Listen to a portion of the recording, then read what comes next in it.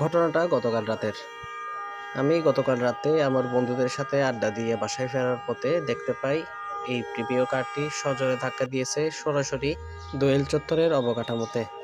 Accident করার পর প্রথমে ভেবেছিলাম সেটা কোনো টুরিস্টদের গাড়ি, কিন্তু না, পরে ভালো করে লক্ষ্য করে দেখলাম এটা দোয়েল চত্বর মোড়ে স্কয়ার হোটেলের মালিকের ছেলের গাড়ি। সবাই মিলে টেনে গাড়িটিকে রাস্তার সেফ সাইডে আনার চেষ্টা করে। রাস্তার সেফ সাইডে আনার পর দেখতে পেলাম গাড়িটির বেশ ক্ষতি হয়েছে।